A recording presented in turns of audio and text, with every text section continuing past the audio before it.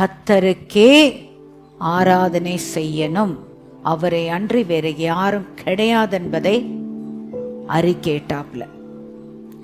இந்த நிலைமைக்கு வர்றதுக்கு மனாசே சிறைக்குள்ள போக வேண்டியதா இருந்தது.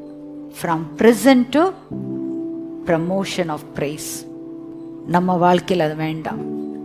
எந்த விதமான பிரிசனும் வேண்டாம், எந்த விதமான அஃப்ளிக்ஷன்ஸும் வேண்டாம்.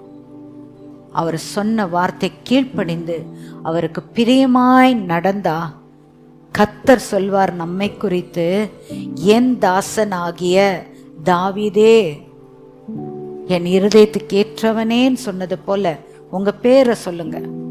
என் இருதயத்துக்கு ஏற்றவள், என் இருதயத்துக்கு ஏற்றவன் சொல்லி கர்த்தர் நம்மை கூப்பிடணும்.